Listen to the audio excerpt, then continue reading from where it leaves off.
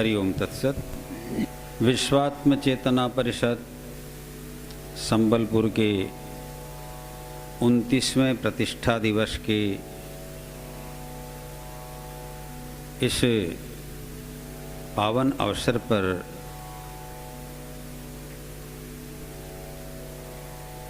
इस कार्यक्रम में उपस्थित तथा इस ऑनलाइन फेसबुक चैनल के माध्यम से इस कार्यक्रम को देखने वाले तथा इससे जुड़े हुए सभी मेरे आत्मस्वरूप, आज वैशाख शुक्ल पक्ष पूर्णिमा है। हमारे सनातन धर्म में वैशाख का ये महीना भी अत्यंत पवित्र माना जाता है। लोग इस माह में भी गंगा स्नान इत्यादि करते हैं, प्रातः स्नान इत्यादि करते हैं, भगवान की पूजा अर्चना करते हैं, उपासना करते हैं और इस तरह से यह भी व्रत पर्व एवं तपस्या का एक माह है। साथ ही आज भगवान बुद्ध की जयंती है। आज से 2500 साल पहले, माने ईसा पूर्व 500 वर्ष पहले, ईसा पूर्व 560 या 63 में भगवान बुद्ध का इस धराधाम में कपिल वस्तु में, जो आज नेपाल में है, वहाँ अवतार हुआ था। इसलिए आज के दिन की महिमा हम सब सनातन हिंदू धर्म वालों के लिए डबल है, दुगुना है। और हमारे यहाँ ऐसी मान्यता है कि भगवान बुद्ध हमारे दशावतार में से 9वें अवतार हैं। भगवान विष्णु के 9वां अवतार हमारे यहाँ माना गया है। तो इस तरह से आज का दिन विश्वात्म चेतना परिषद के संबलपुर शाखा एवं हम सब सनातनियों के लिए बहुत ही महत्वपूर्ण है। मैं आज आप सबको इस पुण्य अवसर पर हार्दिक बधाई देता हूँ, शुभकामनाएं देता हूँ और आशीर्वाद भी देता हूँ। विश्वात्म चेतना परिषद संबलपुर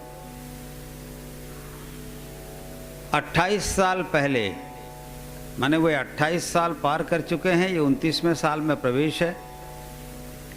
इस बीच विश्वात्म चेतना संबलपुर की ओर से संबलपुर में अनेक आध्यात्मिक कार्यक्रम किए गए एवं सबसे बड़ी बात तो ये है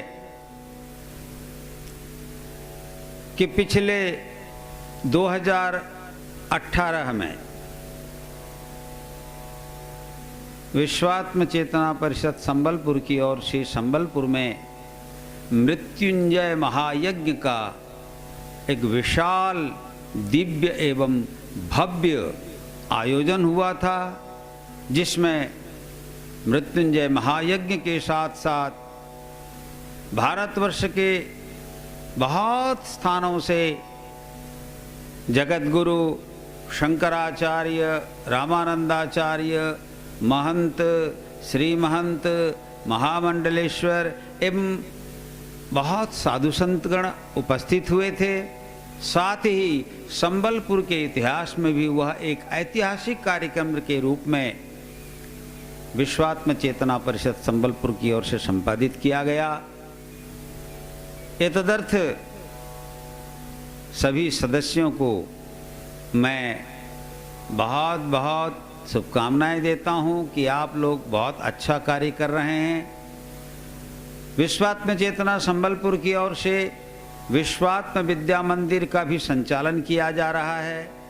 वहाँ बराबर सत्संग होते हैं और जो भी कार्य उनके द्वारा संभव है सभी बड़ी श्रद्धा एवं भक्ति के साथ करते हैं। इसलिए विश्वात्म चेतना परिषद संबलपुर बधाई का पात्र है। यह परिषद बधाई का पात्र है।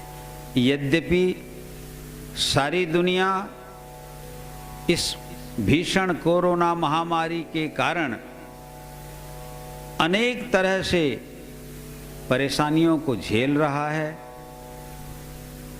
फिर भी सभी यथासंभव कोरोना प्रोटोकॉल का पालन करते हुए अपने अपने कार्यक्रम कर रहे हैं। आज इसी क्रम में, क्योंकि संभव नहीं हो पाया संबलपुर में, अतः मुख्यालय से ही विश्वात्म चेतना परिषद के द्वारा संबलपुर के इस 29वें प्रतिष्ठा दिवस को संबलपुर के सदस्यों के कथनानुसार उनकी इच्छा, श्रद्धा और भक्ति सब को समायोजित करके आज यहाँ मुख्यालय से इसका पालन एवं आप सब तक के लिए ऑनलाइन प्रसारण किया जा रहा है।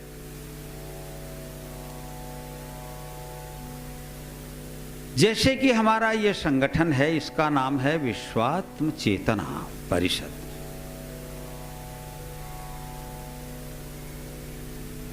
हमारा उद्देश्य है कि हम सांप्रतिक विश्व में सबके अंदर में एक आत्म भाव को पैदा करने का प्रयास करें।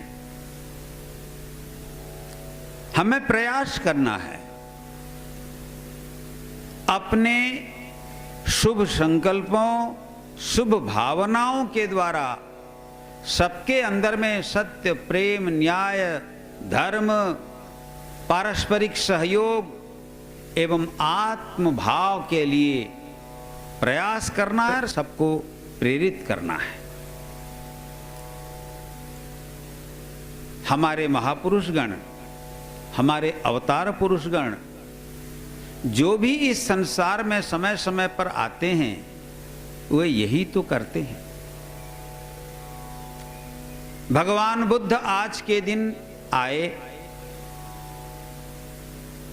उन्होंने क्या किया?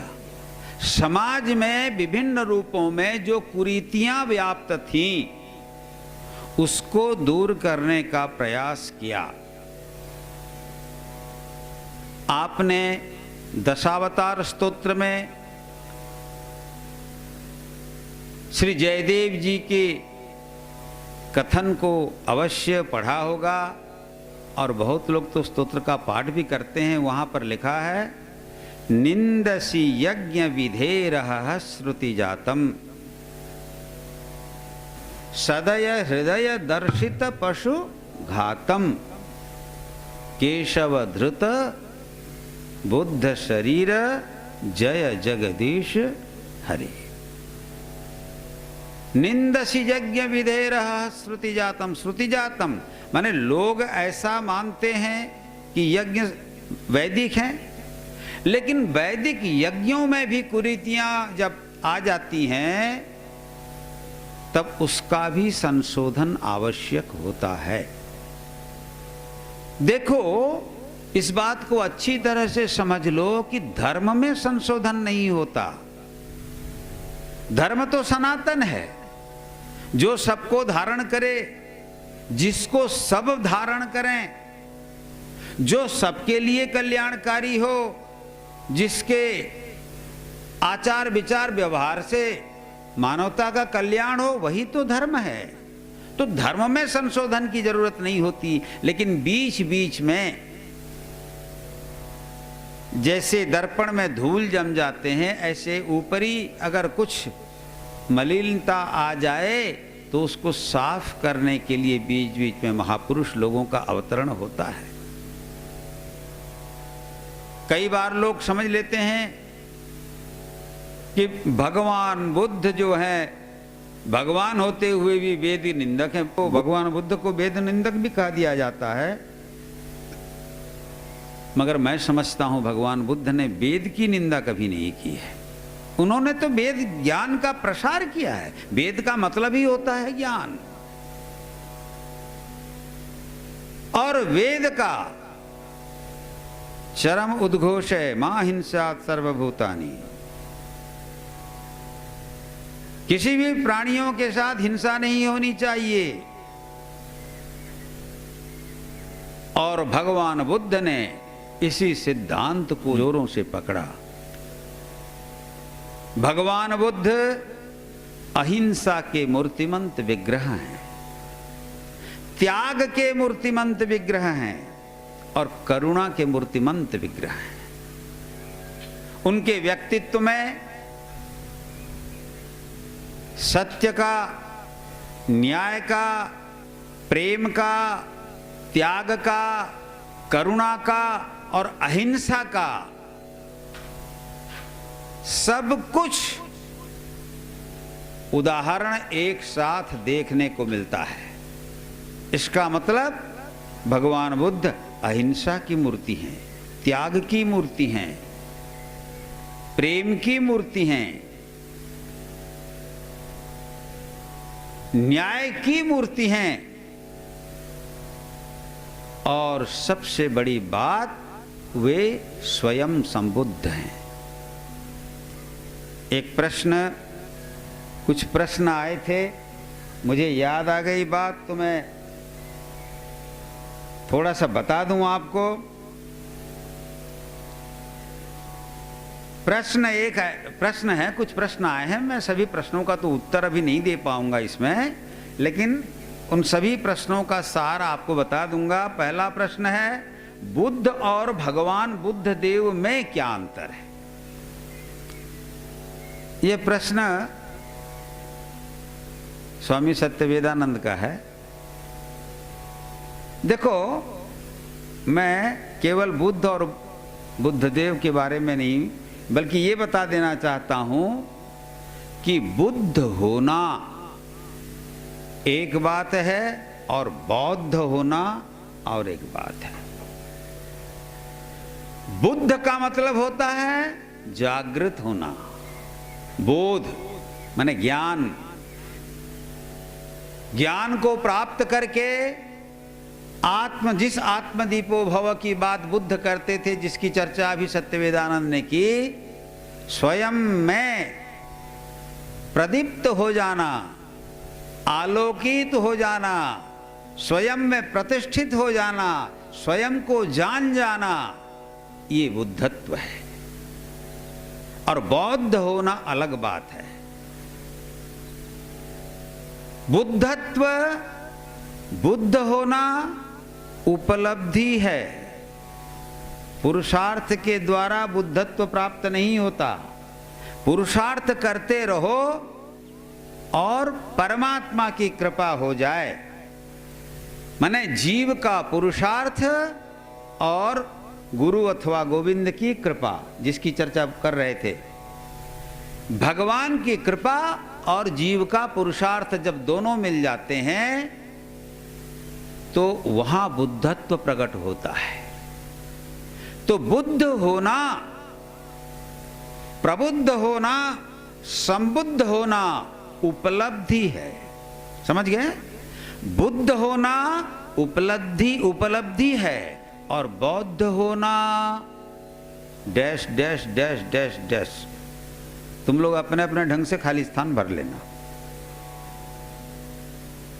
मेरी बात समझ रहे हो? बुद्ध होना उपलब्धि है, लेकिन बौद्ध होना डैश डैश डैश। मैं जानबूझकर के डैश शब्द का खाली जगह रख रहा हूं, क्योंकि तुम लोग, जो लोग भी सुन रहे हो, देख रहे हो, अपने अपने ढंग से वहां जो भरना है भर लो। क्योंकि भगवान बुद्ध से समस्याओं का समाधान हुआ है, लेकिन अनेक बार बौद्धों से समस्याओं का सृजन हो जाता है। अभी राजनीतिक स्तर पर सभी इस चीज को देख रहे हो। राजनीतिक स्तर पर बोल रहा हूं। इसके लिए मुझे प्रमाण देने की और नाम लेने की जरूरत नहीं है। तो बुद्ध और बुद्धदेव में अंतर यह है कि बुद्ध तो कोई भी हो सकता है, मगर जिस बुद्धदेव की चर्चा यहां हुई है उनका नाम पहले गौतम था, सिद्धार्थ था। वे कपिलवस्तु में पैदा हुए, राजा शुद्धोधन के पुत्र थे, मां माया देवी के पुत्र थे। वे बहुत छोटे थे, शायद 6-7 महीना के, और माया देवी का स्वर्गवास हो गया, देहांत हो गया। तो उनकी दूसरी मां ने, सौतेली मां ने, गौतमी जिसका नाम था, उन्होंने उसका लालन पालन करके उनको बड़ा किया। इसीलिए सिद्धार्थ के साथ गौतम शब्द भी जुड़ा हुआ है। सिद्धार्थ गौतम हैं वे, और वे सिद्धार्थ गौतम जन्मजात महापुरुष थे। ज्योतिषियों ने जब बताया कि ये आगामी दिनों का बुद्ध है, तो पिता शुद्धोधन ने बहुत प्रयास किया कि ये कैसे कैसे बुद्ध न बने। देखो भाई, आप लोग कहते तो जरूर हैं, भागवत में पढ़ते भी हैं, जहारो पूर्वो भाग्यो थिवो ता पुत्र वैराग्य होइबो, बड़े खुशी से। और हम लोगों को भी देखते हैं, लोग तो बोलते हैं आपकी माँ, आपके पिता को भी नमस्कार है कि आप जैसे पुत्र को आपकी माँ ने पैदा किया। मैं बोलता हूँ आप ऐसी माता क्यों नहीं बन जाती। लेकिन कोई अपने पुत्र को सन्यासी वैरागी बनाना माँ नहीं चाहती है, पिता नहीं चाहता है। वो तो चाहते हैं कि हम जैसे संसारी हैं वैसे ही रहें। राजा शुद्धोधन भी सम्राट थे, वो भी साम्राज्य देकर के सिद्धार्थ को सम्राट बनाना चाहते थे, लेकिन सिद्धार्थ सम्राट नहीं बने, क्योंकि उनके अंदर का जब तक वैराग्य अंदर में था तब तक तो घर में थे। लेकिन जिस दिन उन्होंने एक वृद्ध को देखा, जिस दिन एक रोगी को देखा, और जिस दिन एक मरे हुए व्यक्ति को देखा, इन 3 दृश्यों को देखकर उनके अंदर का वैराग्य प्रकट हो गया। और सोचो कि वह सन्यासी न बन पाए, इसलिए उनकी शादी भी करा दी गई। उनका एक लड़का भी हो गया, राहुल, सबको नाम मालूम है। गौतम बुद्ध का, सिद्धार्थ का पुत्र राहुल था। उनकी पत्नी यशोधरा थी। यशोधरा, राहुल और बुद्ध को लेकर न जाने कितने काव्य कविताएं बन गई हैं। लेकिन बंधुओं माताओं, जब अंदर में से विश्व प्रेम प्रकट होता है और संसार प्रेम जब तिरोहित होता है, मतलब जब अंदर में वैराग्य, दोनों बातों को मैं बोल रहा हूं, वैराग्य दोनों का प्रतीक है, विगत राग और विशेष राग। विगत राग माने आसक्ति का शून्य हो जाना वैराग्य है, और आसक्ति का भगवान से जुड़ जाना, विशेष राग हो जाना, वो भी वैराग्य है। परमात्मा से प्रेम वैराग्य है, और संसार से दूर हो जाना, संसार का त्याग वैराग्य है। और जब परमात्मा से जुड़ जाता है व्यक्ति, भगवान से जुड़ जाता है, तो खुद भी भगवान बन जाता है। जानत तुम ही होई जाई, ब्रह्मवेद ब्रह्मेव भवति। तो सिद्धार्थ को संसार रोक नहीं पाया, क्योंकि वो जान गए अपने ही रथ की सारथी के माध्यम से। उनका गुरु देखो तो एक प्रकार से रथ का सारथी बन गया, क्योंकि सारथी से ही वो पूछे कि ये व्यक्ति कौन है, ये बुजुर्ग है, क्योंकि बड़े सुंदर थे। बोले क्या हमारी भी दशा एक दिन ऐसी होगी? सारथी ने समझाया कि राजकुमार, सबकी दशा एक दिन ऐसी ही होनी है। जवानी में तो सब गोल मटोल लाल और बड़े सुंदर लगते हैं, लेकिन बुढ़ापे में सबकी गति ऐसी होती है, सबका स्वरूप ऐसा होता है। रोगी को देखकर भी लगा कि ये आदमी रोगी होते हैं, बोले सबको होता है रोग, शरीरम रोग मंदिरम, सबका शरीर रोग का ही घर है। थोड़ा इधर उधर हो जाए तो, अब देख रहे हो ना कोरोना महामारी में थोड़ा सा जो असतर्क हो जाते हैं, कोरोना नौजवानों को मार दे रही है। बूढ़े बेचारे तो जाते हैं, लेकिन नौजवान और बच्चे भी इससे मर जा रहे हैं। ये शरीर रोग का मंदिर है। और मरे हुए शव को, मुर्दा को देख करके क्या बोले, सबको ऐसे ही मरना पड़ेगा? बोले हाँ राजकुमार, आपको भी, हमको भी, सबको भी। तब उन्हें लगा कि ये दुनिया असार है, यहाँ सत्य समझकर लोग जिन जिन चीज़ों को पकड़ रहे हैं उनमें कहीं सच्चाई नहीं है। आज वो जैसे दिखते हैं कल वैसे नहीं रहते। इसीलिए जो सत्य है उसे मुझे पाना है, यही संकल्प लेकर के वे सत्य की खोज में निकल पड़े। और आज जिसको आप लोग बौद्ध गया कहते हो, वहाँ एक पीपल वृक्ष के नीचे 6 वर्षों तक तपस्या करते रहे।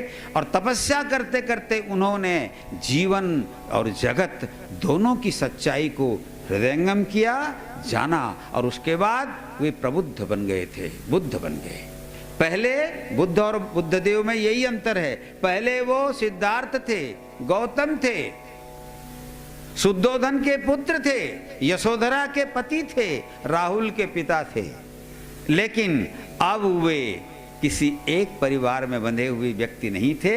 वे आत्मदीप के प्रखर प्रकाश से प्रज्वलित होकर, माने प्रकाशित होकर, आलोकित होकर वे अब बुद्ध बन गए थे। और दुनिया को जगाने के लिए भी वो निकल पड़े थे। तो इसीलिए बुद्ध होना अलग बात है। और जब वे बुद्ध हुए तभी उनको सबने बुद्ध देव कहा। दूसरा है भगवान बुद्ध और जगत गुरु शंकराचार्य के सैद्धांतिक विचार में क्या अंतर है, इस पर मैं अभी नहीं बोलूंगा क्योंकि ये बहुत ही बढ़िया सब्जेक्ट है, लेकिन किसी दिन बोलूंगा। भगवान बुद्ध और जगत गुरु आदि शंकराचार्य कहाँ कहाँ समान हैं और कहाँ कहाँ अलग हैं, लेकिन ये बड़ा विषय है। तीसरा प्रश्न है बुद्ध का वास्तविक अर्थ क्या है। बुद्ध का वास्तविक अर्थ है जाग जाना, प्रबुद्ध हो जाना। हमारे उपनिषद कहते हैं उत्तिष्ठत जागृत प्राप्य वरान्य बोधत, निबोधत। उद्बुद्ध हो जाना, जग जाना, उठ जाना। बैठा हुआ व्यक्ति उठ जाता है। भगवान श्री कृष्ण ने रथ के पीछे बैठे हुए अर्जुन को उठा दिया, जगा दिया। उसके अंदर की चेतना जो सोई थी उसको जगा दिया। उनकी जो स्मृति लुप्त हो गई थी उसको प्रकट कर दिया। वहां भी सारथी और यहां भी सारथी। चौथा प्रश्न है विश्वात्म चेतना और बौद्ध चेतना में क्या सामंजस्य है। अरे भाई, बौद्ध चेतना मतलब बुद्ध चेतना, बौद्ध चेतना मतलब होता है प्रबुद्ध चेतना। जिसकी भी चेतना ऋतंभरा प्रज्ञा से परिपूर्ण हो जाती है वही व्यक्ति बुद्ध बन जाता है। बुद्ध सभी बन सकते हैं और बुद्ध बनने के लिए ही ये वेद और वेदांत का ज्ञान है। व्यक्ति त्याग से, तपस्या से, उपनिषद कहते हैं त्याग के द्वारा व्यक्ति अमृतत्व को प्राप्त कर सकता है। तो त्याग से, तपस्या से और ईश्वर प्रणिधान, जिसको कहते हैं ना श्रवण मनन निधिध्यासन इत्यादि, ईश्वर प्रणिधान से व्यक्ति बुद्धत्व को प्राप्त कर सकता है। और जब चेतना प्रबुद्ध हो जाती है वही विश्वात्ममयी बन जाती है, अर्थात भगवानमयी बन जाती है चेतना। वही चेतना विश्वात्म चेतना है। प्रबुद्ध चेतना ही विश्वात्म चेतना है। वह ऋतंभरा प्रज्ञा प्रकट होने के बाद होती है। एक पांचवा प्रश्न आप संबलपुर वालों के लिए है। पूछा है संबलपुर विश्वात्म चेतना परिषद का बुद्ध पूर्णिमा के दिन क्यों प्रतिष्ठा किया गया है ना। आप संबलपुर वासियों को, विशेष करके वहाँ के सचिव को, डॉक्टर सुचेता, वो बार बार कहती हैं कि गुरुजी आपने तो, स्वामी जी आपने तो ऑफिस का, अपना आश्रम का नाम समन्वय कुटीर रख करके हम लोगों को बड़े परेशानी में, सब समन्वय करते ही रहते हैं बोलते हैं। भगवान बुद्ध समन्वय चेतना के एक प्रतीक हैं। बुद्ध पूर्णिमा को ये संयोग था। देखो उसके पहले संबलपुर में मेरा श्रीमद् भागवत पर प्रवचन चल रहा था और पूर्णिमा सामने आई, और उसी दिन संयोग से, ये मैंने कोई कैलकुलेशन ज्योतिष देख करके तो नहीं किया था, लेकिन संयोग ऐसा हुआ कि कल विश्वात्म चेतना परिषद संबलपुर शाखा की प्रतिष्ठा करेंगे और संयोग से उस दिन बुद्ध पूर्णिमा थी। बुद्ध पूर्णिमा थी और उस दिन भी मैंने कहा था कि यह शाखा भी एक दिन एक ऐतिहासिक शाखा बनेगी, क्योंकि भगवान बुद्ध के साथ इतिहास भी जुड़ा है और पुराण भी जुड़े हैं। भगवान बुद्ध समाज में एक सामंजस्य लाने के लिए उन्होंने बहुत प्रयास किया है। उन्होंने केवल सामंजस्य, सामाजिक समरसता के लिए ही कार्य नहीं किया है, बल्कि उनके सारे सिद्धांत, सम्यक ज्ञान, सम्यक तपस्या इत्यादि सभी समन्वय लाने के लिए ही हैं और समन्वित ढंग से करने के लिए हैं। एक बार एक राजकुमार जो भगवान बुद्ध के बिहार में रहता था, बौद्ध विहार में, बुद्ध जी के साथ रहता था, भगवान बुद्ध के साथ, बड़ा सुंदर था, राजकुमार था। वह तपस्वी हो गया, तपस्या करता रहा। अनेक दिनों के बाद एक दिन स्वयं भगवान बुद्ध बिहार का निरीक्षण करने के लिए विचरण कर रहे थे, और विचरण करते करते एक सरोवर के, बिहार के अंदर स्थित सरोवर के किनारे गए तो देखा एक बिल्कुल दुबला पतला लकड़ी जैसा हो गया एक शुष्क इंसान बैठा हुआ है। उसके पास गए, उस व्यक्ति ने उठ करके भगवान बुद्ध को प्रणाम किया। उन्होंने बोला, अरे तुम देखे तो वह एक राजकुमार था, बड़ा सुंदर, लेकिन तपस्या करते करते अपने शरीर को, अब वो ठीक से उठ भी नहीं पाता, बैठ भी नहीं पाता, खड़ा भी नहीं हो पा रहा है। भगवान बुद्ध ने उसे सांत्वना दी और बैठाया और बोले, बेटा ये क्या कर रहे हो तुम? बोले, प्रभु मैं तपस्या कर रहा हूं। बोले, ऐसी तपस्या किसने कहा है तुम्हें करने के लिए कि तुम खुद भी ना रहो, धीरे धीरे हर तरह से कमजोर हो जाओ। देखो, तपस्या करने का मतलब अपने को कमजोर करना नहीं है, क्योंकि कमजोर आदमी कहीं भी सफल नहीं होता है। उपनिषद, वेद भी कहते हैं, नायम आत्मा बलहीने न लभ्यो। कमजोर आदमी आत्मोपलब्धि नहीं कर सकता, कमजोर आदमी खेती भी नहीं कर सकता, कमजोर आदमी व्यवसाय भी नहीं कर सकता, कमजोर आदमी कहीं भी सफल, चाहे वो सांसारिक जीवन हो चाहे आध्यात्मिक जीवन हो, कमजोरी कहीं काम नहीं आती है। इसीलिए संत भी कहते हैं कि तुम कमजोर मत बनो, मजबूत बनो, तन से भी मजबूत, मन से भी मजबूत और बुद्धि से भी मजबूत, तब जाकर के तुम मजबूत निर्णय ले सकते हो। संसार के संग्राम में विजयी होने के लिए भी व्यक्ति को शक्ति चाहिए, और जीवन के संग्राम में विजयी होकर आत्मोपलब्धि करने के लिए भी व्यक्ति को ताकत चाहिए, शक्ति चाहिए।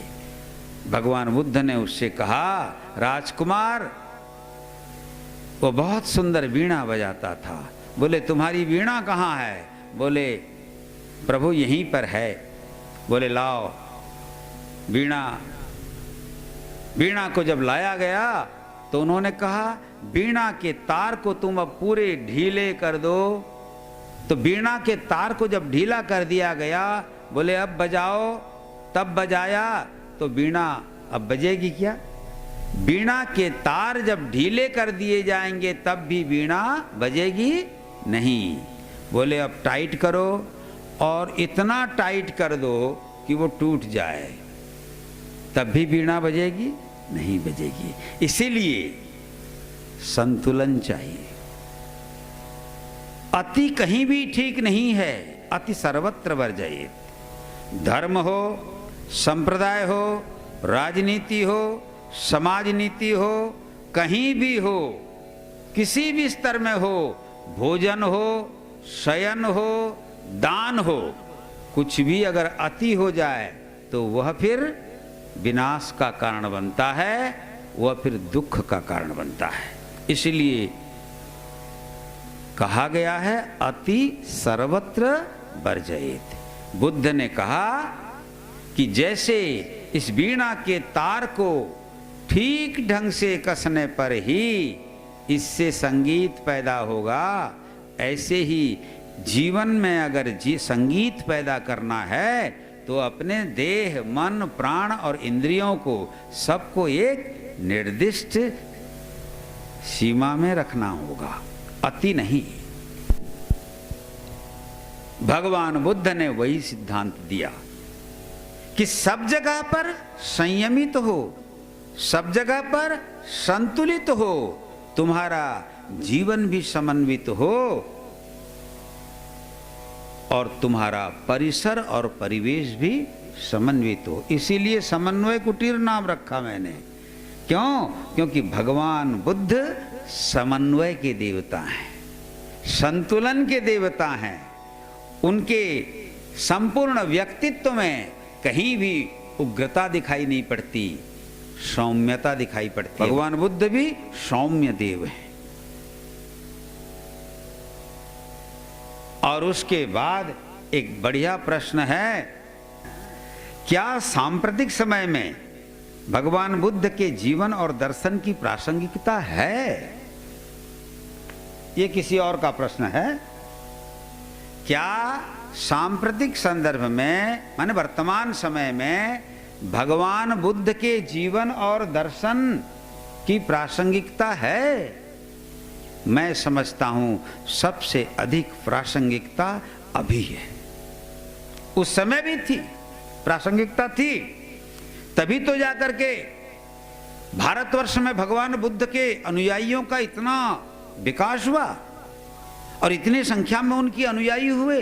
कुछ तो कारण रहा होगा। बंधुओं, विचार करो, उस समय ये सोशल मीडिया नहीं थी, इलेक्ट्रॉनिक मीडिया नहीं थी, प्रिंट मीडिया नहीं थी और कोई आवागमन के भी तीव्रतम साधन नहीं थे। न साइकिल थे, न मोटरसाइकिल थे, न जीप थे, न कार थे, न बस थे, न ट्रेन थे, न वायुयान थे। उस जमाने में जब प्रचार प्रसार का कोई साधन नहीं थे, उस जमाने में एशिया के अनेक देशों में भगवान बुद्ध के अनुयायियों की संख्या बहुत जबरदस्त मात्रा में बढ़ गई थी। तो इसलिए प्रासंगिकता उस समय भी थी, क्योंकि उस समय भी व्यक्ति क्रूर हो गए थे। अब कैसी परिस्थिति रही होगी भगवान श्री राम के आने के पूर्व में? भारत में आप विचार करो कि परशुराम जी को आना पड़ा और 21 बार उन्होंने है वंश के क्षत्रियों का विनाश किया। कितने अत्याचारी हो गए थे तब शासक लोग। शासक जब शोषक बन जाता है तो समझना कि उसका अंत भी निकट है। इसको याद रखो। कोई भी व्यक्ति अन्य का शोषण करके स्वयं बहुत दिन जी नहीं सकता। इसीलिए देखना, जितने गुंडे, बदमाश, अत्याचारी, अनाचारी और तानाशाह लोग होते हैं वो बहुत दिन जिंदा नहीं रहते हैं, वो अपने ही कर्मों से खुद मर जाते हैं। तो तब कैसी परिस्थिति रही होगी? भगवान बुद्ध भी जब आए तो उनको यज्ञ की निंदा करनी पड़ी। कौन सी यज्ञ की निंदा? सदय हृदय दर्शित पशु घातम। यज्ञ में, यज्ञ के नाम पर बलि, भगवान को देने, भगवान के नाम पर नर बलि, पशु बलि, पक्षी बलि और न जाने क्या क्या व्यभिचार और अत्याचार और क्रूर कर्म घुस गए थे। इसीलिए भगवान बुद्ध ने उसका विरोध किया। उन्होंने यज्ञ का विरोध नहीं किया, पूजा पाठ का विरोध नहीं किया, वैदिक सनातन सिद्धांत का कोई विरोध नहीं किया। जिस सत्य न्याय को, जिस सत्य और अहिंसा को भगवान बुद्ध ने जोर दिया, वो तो हमारा सनातन धर्म का सिद्धांत है।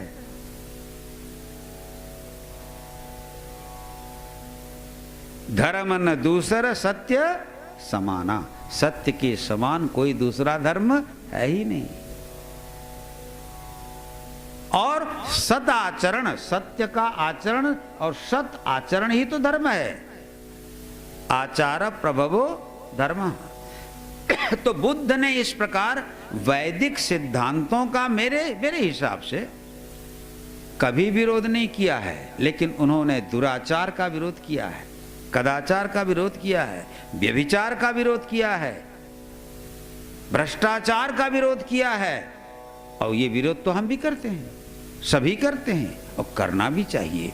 इसलिए बुद्ध कोई भिन्न नहीं है। जैसे धर्म, सत्य और धर्म की स्थापना करने के लिए भगवान के अनेक अवतार हुए हैं, ऐसे ही बुद्ध का अवतार भी है। इसीलिए तो सनातन हिंदू धर्म में भगवान की स्थिति उनकी मानी गई और बुद्ध को भगवान विष्णु का 9वां अवतार माना गया। ये आजकल के तथाकथित कुछ बुद्धिजीवी कहते हैं कि आप भले ही ऐसा मान लो, लेकिन बौद्ध लोग ऐसा नहीं मानते। अब बौद्ध क्यों मानेंगे? उनको तो अपना फिर चलाना है सब कुछ। आज सनातन हिंदू धर्म से जो जो संप्रदाय अपने को अलग अलग करके अपना स्वतंत्र अलग अलग धर्म की प्रतिष्ठा और मान्यता ले रहे हैं, उसके पीछे सरकारी कारण है। सरकारें चाहती हैं। अभी कुछ दिन पहले दक्षिण में लिंगायत संप्रदाय को स्वतंत्र धर्म घोषित कर दिया गया। मैं नाम नहीं लूंगा, बहुत सारे संप्रदाय ऐसे हैं जो ग्रुप थे, जो सनातन धर्म के एक एक अंग हैं। सनातन धर्म अगर संपूर्ण शरीर है तो ऐसे ही कोई संप्रदाय हाथ है तो कोई पैर है, कोई कमर है तो कोई सिर है। लेकिन सब बोल रहे हैं कि आज हम सनातन धर्म नहीं है, नहीं है, नहीं है। शरीर से सिर बोल रहा है कि मैं शरीर नहीं हूं।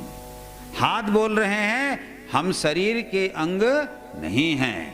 पैर बोल रहे हैं कि हम शरीर के अंग नहीं हैं। तो शरीर क्या होगा? इस पर आज सनातन धर्म के आचार्यों को सोचना चाहिए, जो धर्माचार्य की गद्दी पर बैठे हुए हैं। क्यों सनातन धर्म इस प्रकार से खंडित हो रहा है? मैं कोई धर्माचार्य नहीं हूं, लेकिन सच्चाई को अच्छी तरह से मैं जानता हूं और इसीलिए इतने दावे के साथ बोल रहा हूं। बौद्ध हमसे अलग नहीं है, नहीं थे, अभी भी नहीं हैं, लेकिन अनेक कारणों से आज वे हमसे अलग हो रहे हैं और हम उनसे अपने आप को अलग करने का प्रयास कर रहे हैं। ऐसे करते करते हिंदू सनातन धर्मियों, जब अगर टूट जाओगे, फूट जाओगे, तो तुम्हारी गति क्या होगी? आज से कुछ साल पहले बामियान दुनिया में सब जगह, चाइना से लेकर के बहुत जगहों पर भगवान बुद्ध की प्रतिमाएं जितनी बनी हैं, पहाड़ों को काट काट कर शायद किसी भगवान के इतने नहीं बने हैं। लेकिन बामियान प्रांत अफगानिस्तान में, बामियान प्रांत में तालिबानों ने क्या किया, पहाड़ में बनी हुई भगवान बुद्ध की मूर्ति को तोड़ दिया। अरे बंधुओं, मूर्तियों को तोड़ देने से किसी सिद्धांत का, उस मूर्ति से प्रतिबिंबित व्यक्ति का अस्तित्व मिटता नहीं है। इसलिए मैं आज विश्व भर में इस बुद्ध पूर्णिमा के दिन विश्व के सभी धर्म के सभी धर्माचार्यों एवं धर्म के अनुयायियों से ये निवेदन करना चाहूँगा कि ये परस्पर मार काट की अवस्था को छोड़ो, इस व्यवस्था को तोड़ो। मरने और मारने के लिए शस्त्रों का होड़ मत करो। कौन किसको मारेगा? अगर आज कोई देश सोचे कि हमारे पास परमाणु अस्त्र हैं और हम दूसरे अपने दुश्मन देश को नष्ट कर देंगे, तो देश नष्ट नहीं होगा, दुनिया नष्ट हो जाएगी। इसीलिए जो लोग ऐसी भावना रखते हो, वे जरा सोचो। अभी भगवान बुद्ध अहिंसा के पुजारी थे और अहिंसा के सिद्धांतों को उन्होंने बढ़ाया। कैसी हिंसा उस समय रही होगी वो तो इतिहासकार लोग बताएंगे, या आप लोग सब पढ़े लिखे हो, आप खुद देख लो, खुद पढ़ लो और समझ लो कि भगवान बुद्ध से आने के पहले की स्थिति कैसी रही होगी। ये साधारण जनता युद्ध नहीं चाहती, ये साधारण जनता अशांति नहीं चाहती। अभी ही मुझे लगता है आप सब ने देखा होगा एक न्यूज, अभी हमास के ऊपर इजराइल ने जो चढ़ाई की, वो गलती किसकी रही, क्या रही, मैं इस पर नहीं बोलना चाहूंगा। लेकिन इजराइल और हमास के बीच में जो लड़ाई हुई, उसमें गाजा शहर में जो बड़े बड़े भवन धूलिसात हो गए, वहाँ रोते हुए एक महिला को आप सबने जरूर देखा होगा और उसको सुना भी होगा। वो बोल रही थी, we want peace, peace and only peace. हम केवल शांति चाहते हैं, शांति चाहते हैं और केवल शांति चाहते हैं। और शांति आती है मन और कर्म और वाणी में जब अहिंसा प्रतिष्ठित हो जाए। उसमें एक छोटी सी बच्ची को भी रोते हुए कहते हुए गए, आप लोगों ने देखा होगा, सुना होगा। उस बच्ची के क्रंदन ने ही बाद में युद्ध विराम की स्थिति पैदा की। ये तो बहुत दिनों की घटना नहीं, अभी 8-10 दिन पहले की बात है, शायद 8-10 दिन भी नहीं हुए होंगे। उस बच्ची के क्रंदन ने संयुक्त राष्ट्र संघ को भी आंदोलित कर दिया, अनेक बड़े बड़े राष्ट्राध्यक्षों को आंदोलित कर दिया। जो बाइडेन से लेकर के रशिया और चाइना और भारत के शासकों तक, प्रधानमंत्री और मंत्री और राष्ट्रपतियों तक। और प्रेशर ऐसा हुआ कि बेंजामिन नेतन्याहू, वही नाम है ना इजराइल के प्रधानमंत्री का, उन्होंने फिर बिना किसी शर्त से युद्ध विराम घोषित किया है। कुछ समय के लिए, कुछ समय के लिए हो और स्थायी हो जाए तो अच्छी बात है। और ये स्थायी तभी हो सकता है मेरे बंधुओं, जब बुद्ध के समान आप सोचें, बुद्ध के समान चिंता करें। बुद्ध शांति चाहते थे, बुद्ध अहिंसा चाहते थे, बुद्ध त्यागपूत जीवन चाहते थे। त्याग जिसके जीवन में होता है वही परोपकार कर सकता है। परोपकार करने के लिए त्याग की भावना होनी चाहिए। और फिर आत्म समीक्षा करते हुए वे स्वयं बुद्धत्व को प्राप्त हुए। तो ये सब मेरे कहने का मतलब यही है कि जब समाज में बुद्धत्व प्रकट होगा, चेतना प्रबुद्ध होगी, तभी ये संसार सुख, शांति, समृद्धि और आनंद पूर्ण बन पाएगा। इसीलिए बुद्ध सब दिन प्रासंगिक हैं और आज भी प्रासंगिक हैं। मैं स्वयं भगवान बुद्ध को बहुत मानता हूं, मैं सभी अवतारों को मानता हूं, क्योंकि सभी अवतार का एक निर्दिष्ट एक एक प्रयोजन रहा है। इसलिए आज के संदर्भ में भी मैं आपको बौद्ध बनो नहीं बोल रहा हूं, मैं बोल रहा हूं बुद्ध बनो। आत्मदीपो भव, उनका जो उपदेश है, स्वयं प्रकाश बनो और आप स्वयं विचार करो। बंधुओं, माताओं, आपके अंदर जब विवेक का जागरण हो जाएगा, सत्य का जागरण हो जाएगा, जब आप अहिंसा में प्रतिष्ठित हो जाएंगे, तो आपके अंदर दिव्य प्रेम का वह स्रोत फूट पड़ेगा जो अनवरत फिर बहता रहेगा सबकी ओर। इस दुनिया में फिर आप किसी को घृणा नहीं कर सकते। इसलिए आज के दिन पर मैं विश्वात्म चेतना परिषद संबलपुर की शाखा के जितने सदस्य हैं, सबको, विश्वात्म चेतना परिषद के सभी सदस्यों को, साथ साथ भगवान बुद्ध के अनुयायी सारे विश्व भर में जो भी हैं, एवं भगवान बुद्ध के भक्त अर्थात बौद्ध, सभी बौद्धों को, सभी सनातनियों को, सभी सत्य, अहिंसा, न्याय और प्रेम के प्रेमियों को मैं बहुत बहुत धन्यवाद देना चाहता हूँ।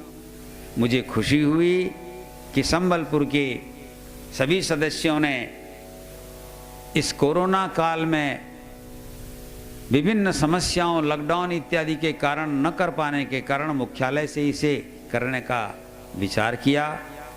आप सबको फिर से बधाई।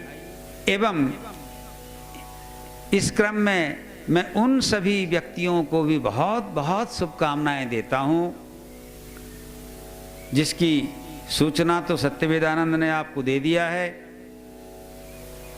विगत अक्षय तृतीया से कोरोना मरीजों के सेवा में जो परिजन यहाँ आते हैं भीमा भोई मेडिकल कॉलेज एंड हॉस्पिटल परिसर में, उनके लिए आश्रम से बहुत शुद्धता के साथ, बहुत प्रेम से अन्न प्रसाद लेकर वहाँ जाया जाता है और प्रतिदिन वितरण हो रहा है। आप लोग देख रहे हैं जितना हमारे सामर्थ्य के अनुसार हो रहा है, क्योंकि उसके लिए तो ये लॉकडाउन में और शॉटडाउन में क्या परेशानी हो रही है आप भी जान रहे हो। न समय पर सब्जी लाना होता है, न समय, सब कुछ नहीं हो पाता। उसके बावजूद हमारे प्रज्ञा शक्ति मंडल के सदस्य और आश्रम परिसर में जो अभी सेवक हैं, क्योंकि खुलेआम तो आना जाना बंद है, इसलिए जितना हो रहा है